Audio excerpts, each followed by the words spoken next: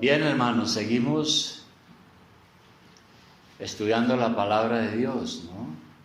Que es lo que nos interesa. Alguien decía también que si en una iglesia no hay exposición de la palabra, pues no es iglesia, porque es lo primordial. La escuela dominical y este espacio y todo el estudio que estamos teniendo. Ese es nuestro interés. Y estamos, hermanos, siguiendo entonces, estudiando de manera expositiva la primera carta del apóstol Pablo a los Corintios.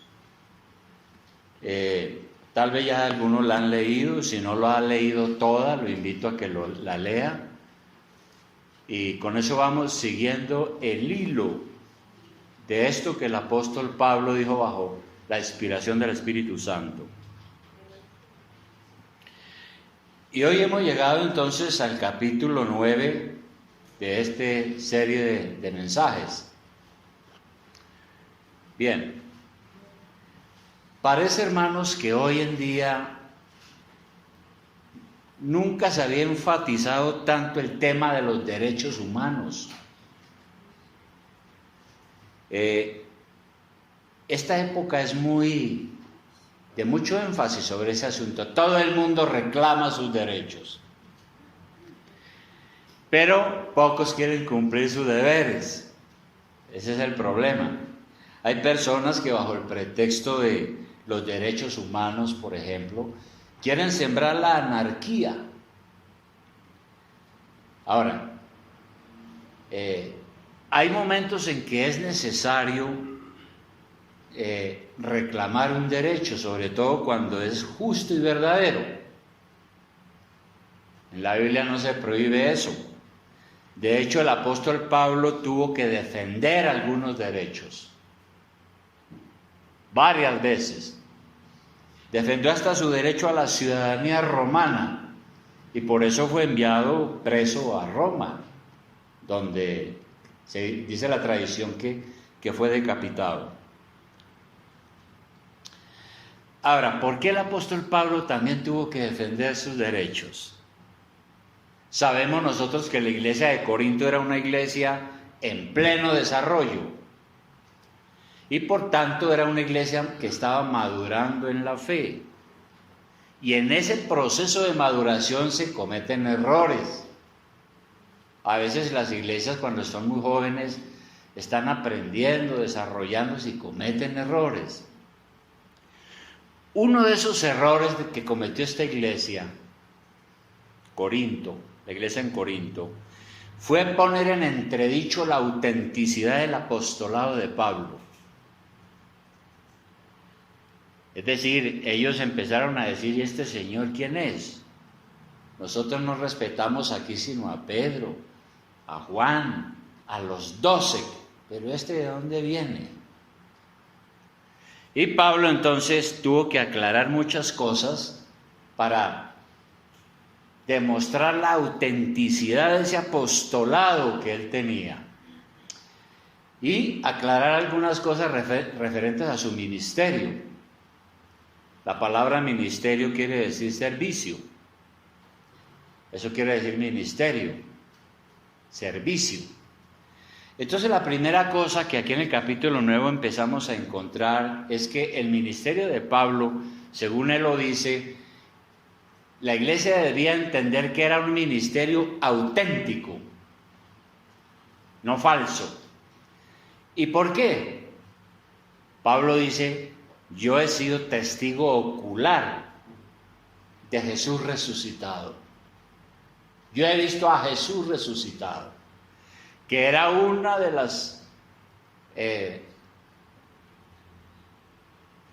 las cosas que se exigían a los apóstoles, ¿no?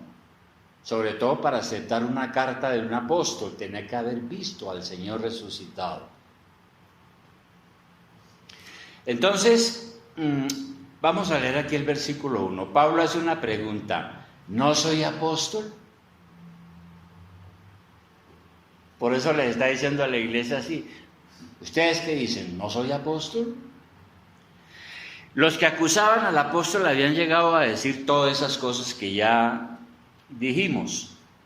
Y él responde diciendo que no es así, que su ministerio lo había recibido del Señor. El Señor lo llamó a ser su mensajero. Las señales desde apóstol también habían sido evidentes en su ministerio. Muchas personas se convirtieron bajo la predicación del apóstol Pablo y muchas iglesias se fundaron. Por eso sigue diciendo ahí en el versículo 1, ¿no soy apóstol? ¿No soy libre? ¿No he visto a Jesús el Señor nuestro? ¿No sois vosotros mi obra en el Señor? Si para otros no soy apóstol, para vosotros ciertamente lo soy, le dice a la iglesia, porque el sello de mi apostolado sois vosotros en el Señor. Entonces, él está diciendo que un sello de su apostolado es las iglesias que se han fundado, la gente que él ha ganado para Cristo. Y nosotros sabemos que un sello sirve para autenticar un documento y mostrar que ese documento es verdadero, auténtico, que no es falso. Pablo dice, yo tengo un sello, ustedes mismos, que el Señor los ha llamado a su salvación. Ustedes son el sello de mi ministerio, la autenticidad de mi ministerio. Y entonces él se ve en la necesidad de presentar una defensa. Ahora sí vamos al versículo 3. Contra los que me acusan, esta es mi defensa, dice el apóstol. Ahora, Pablo dejó ver en algunas de sus cartas, cuando uno lee las cartas de los apóstoles o del apóstol Pablo, uno tiene que ir examinando por qué lo dijo, cómo lo dijo, dónde lo dijo, qué quiso decir. Y Pablo dejó ver en sus cartas que hubo algún tiempo cuando él se sostuvo por sus propios medios. Él no exigió nada de las iglesias. Lo deja ver en sus escritos. Aunque él hizo algunas excepciones. Una excepción que vale la pena mirar, ponga algo ahí porque ya regresamos, pero en Filipenses 4:15,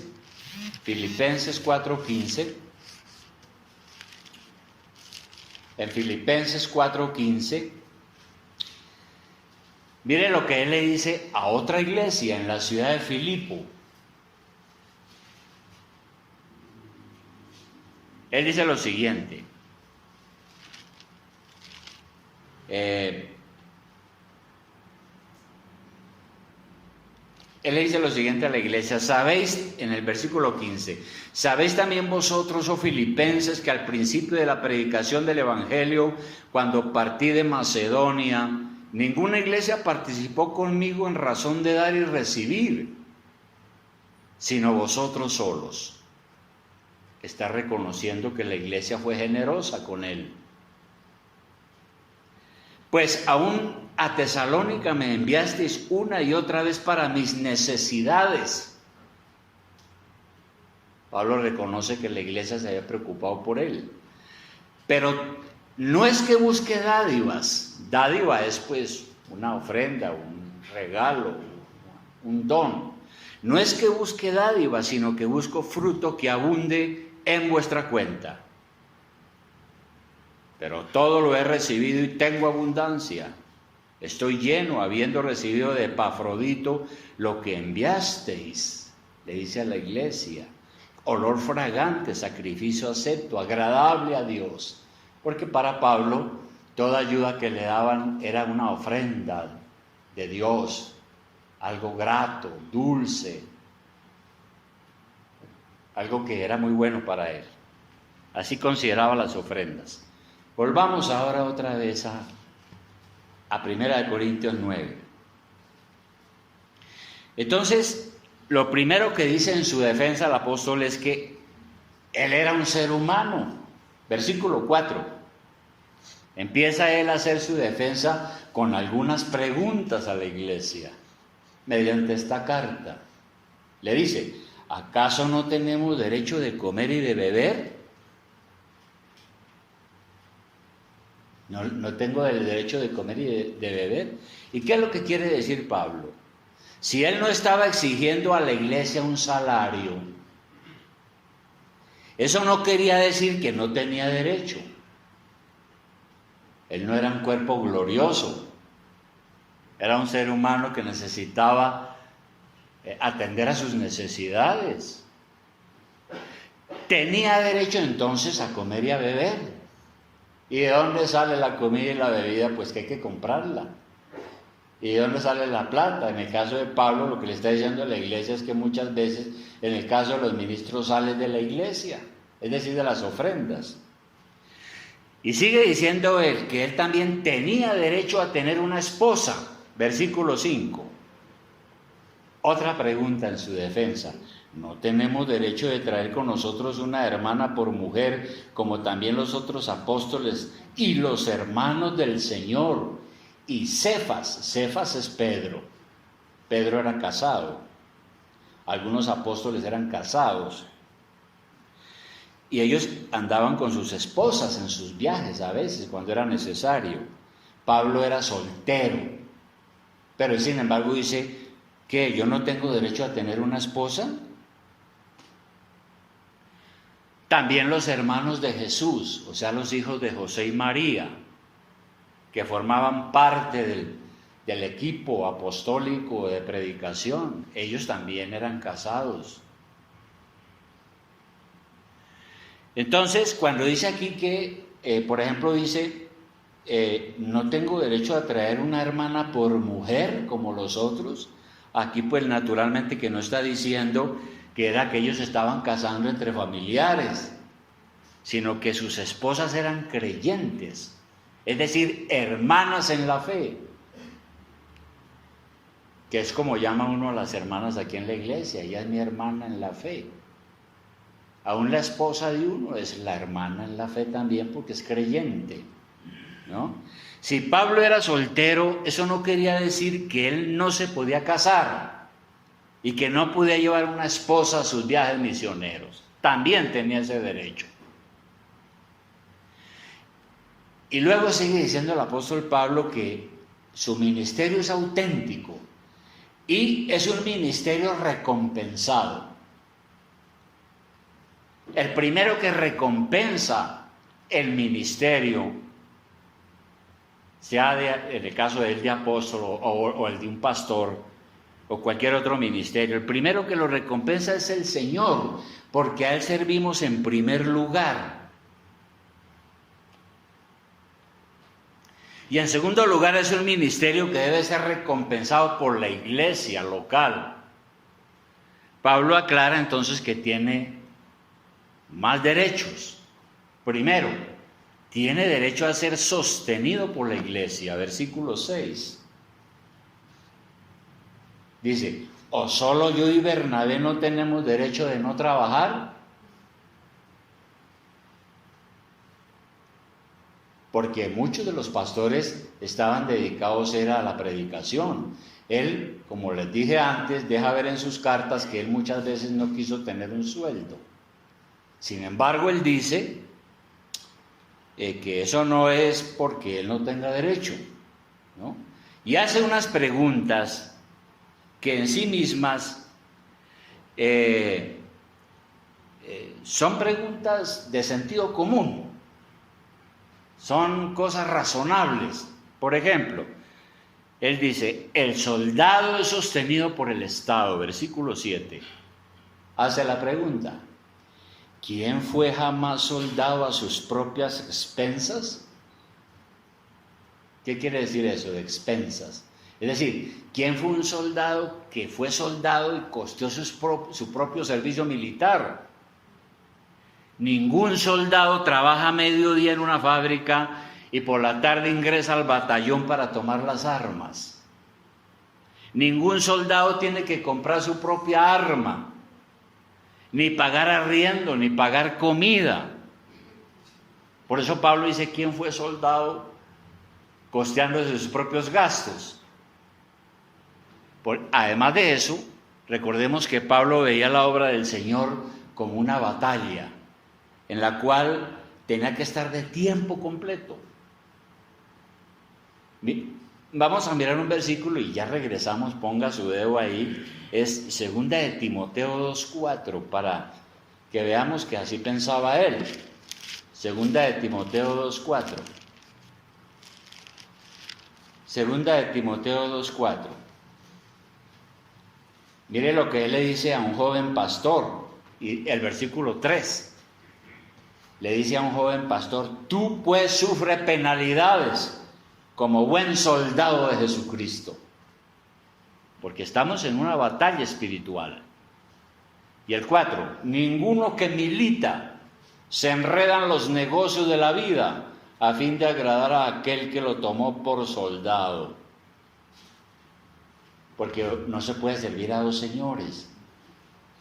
Y en esta batalla pues uno tiene que tener los 5 sentidos. Así lo decía el apóstol. Volviendo atrás a 1 Corintios 9 en la defensa, ¿no? Entonces Pablo le dice ahí en el versículo 7 a la iglesia: ¿quién fue soldado? ¿Quién fue jamás soldado a sus propias expensas? Y luego le dice algo más, le dice: ¿quién planta viña y no come de su fruto? Es obvio que un agricultor vive de sus cosechas. Y a la iglesia se le llama la viña del Señor. Si esto es así, ¿por qué el pastor no puede vivir del fruto de su trabajo, de la viña del Señor? Y también hace otra pregunta enseguida y dice: ¿quién apacienta el rebaño y no toma de la leche del rebaño? Naturalmente que un lechero que tiene vacas, en esa época había muchas cabras, pues toma el producto de su rebaño, es natural. ¿Por qué el pastor no puede hacer lo mismo si a la iglesia se le llama también al rebaño de Dios? Pero no solo por esas deducciones lógicas humanas, sino también porque Dios ha establecido la manera como deben ser sostenidos sus ministros. Es decir, esto no fue que se lo inventó alguien, no, fue el Señor mismo quien lo estableció. Este asunto no solamente es un deber de las iglesias, sino que además es un mandato del Señor. Por eso que dice el versículo 8, ya que Pablo ha dicho que estas cosas, quién fue soldado y todas esas cosas, dice en el 8, ¿digo esto solo como hombre? ¿No dice esto también la ley? Porque en la ley de Moisés está escrito: no pondrás bozal al buey que trilla. No pondrás bozal al buey que trilla. ¿Qué quiso decir ahí el apóstol? El apóstol está diciendo que desde el Antiguo Testamento hay una ley.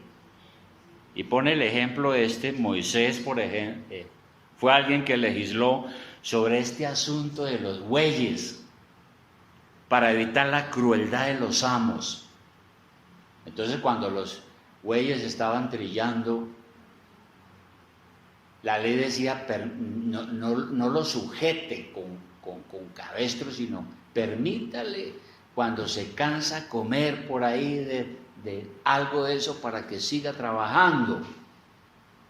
Dice Pablo. Eso lo puede usted leer en el Antiguo Testamento. Entonces, dice Pablo: si Dios se cuida de los bueyes y exige a los seres humanos que cuiden de los animales, que les permitan comer mientras aran, ¿Dios no se interesará mucho más por sus ministros? Y entonces Pablo aclara que el propósito de Dios no es solo una preocupación por los animales, sino también que aquí da una enseñanza espiritual, según el versículo 10.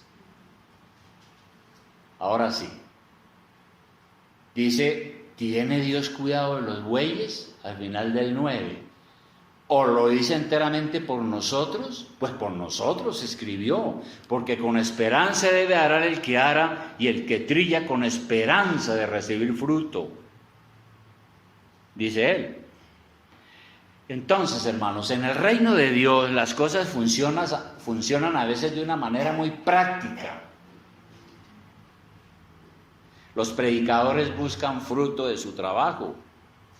Este fruto consiste en ver un fruto de su trabajo. ¿Cuál es? Pues ver que las personas se convierten, que las personas crecen en el conocimiento de Dios, ¿no? Y ver cómo avanzan las iglesias. Todo eso es el fruto del trabajo del ministerio. Entonces los predicadores reciben también recompensa material por su labor. Ahora, claro que ese no debe ser el motivo principal de un predicador, solamente la recompensa material. No debe ser el motivo principal. Si un predicador es tentado por la codicia, pues pierde la motivación digna.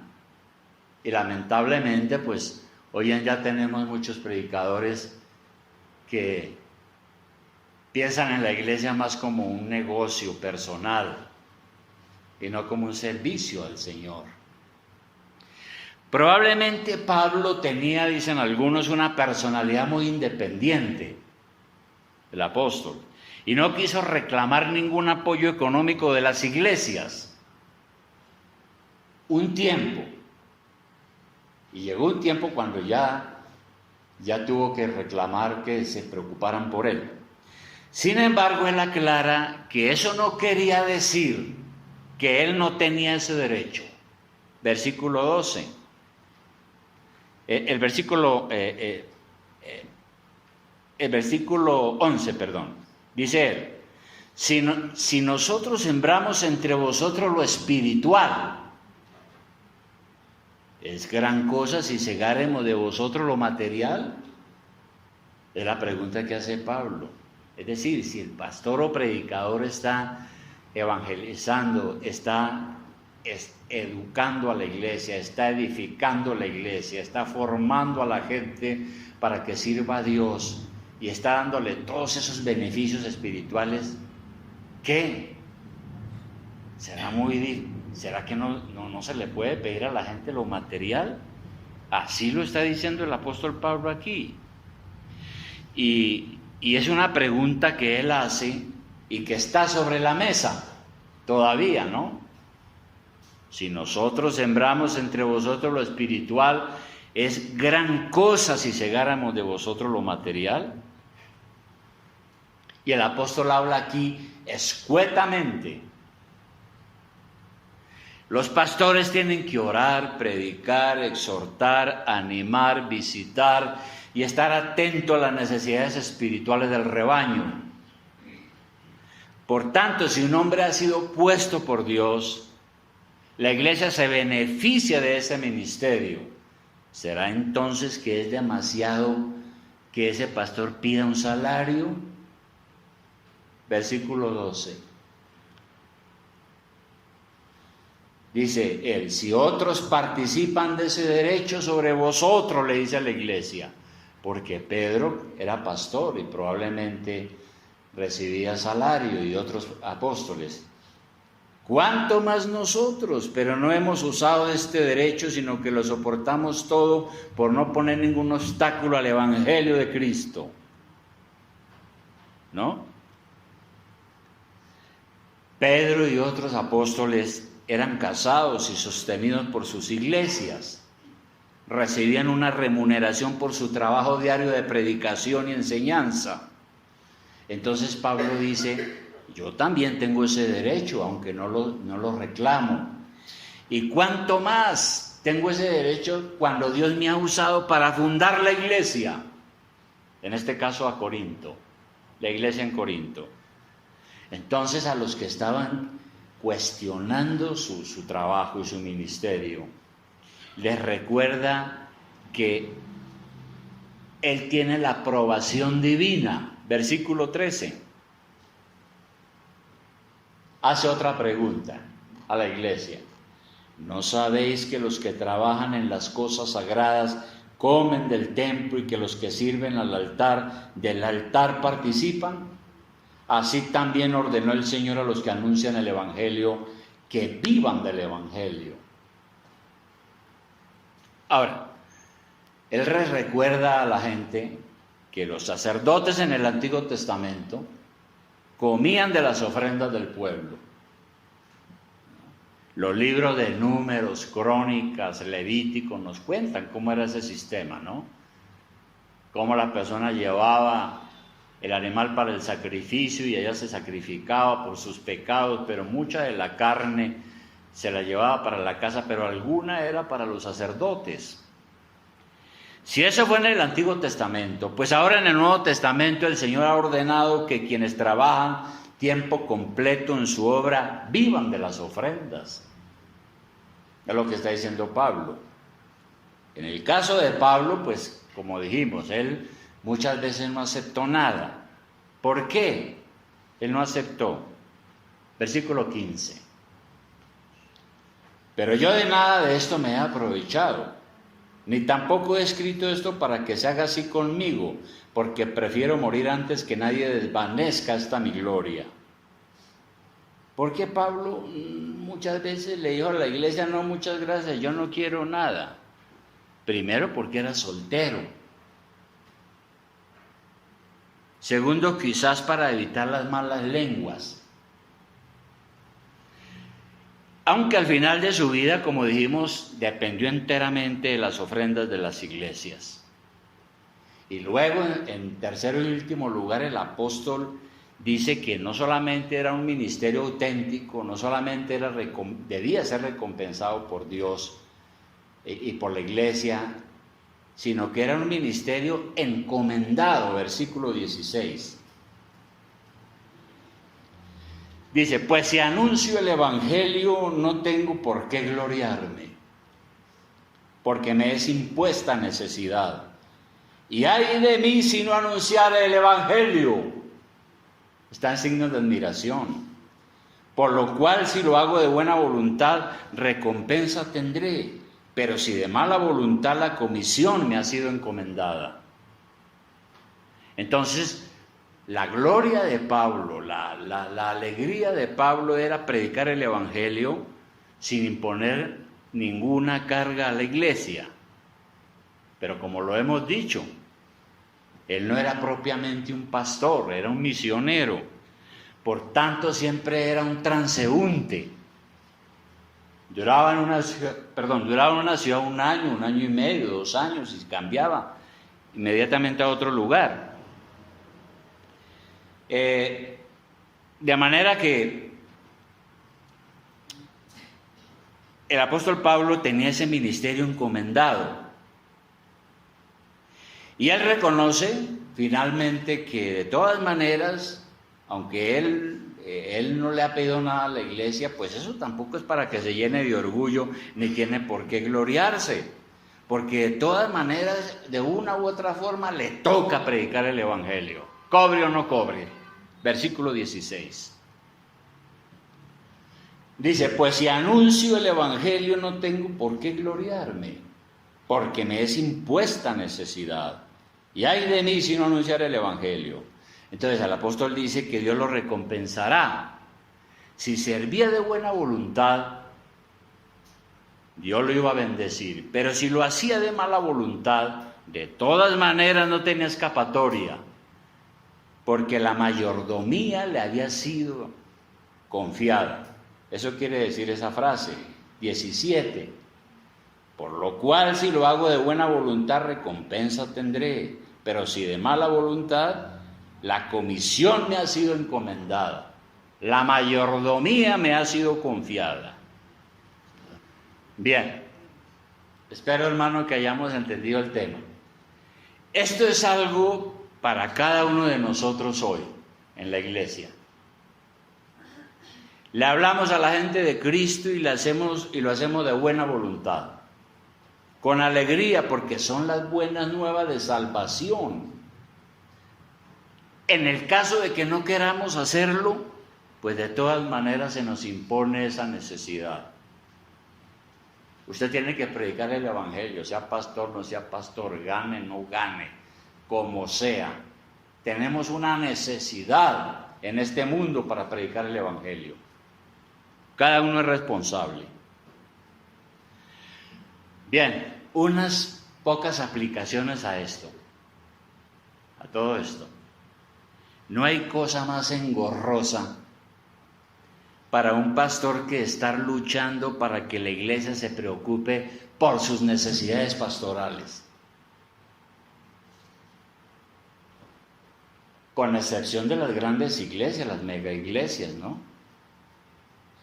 Porque las mega iglesias, las iglesias grandes en este país, en esta ciudad, por ejemplo, pues el pastor,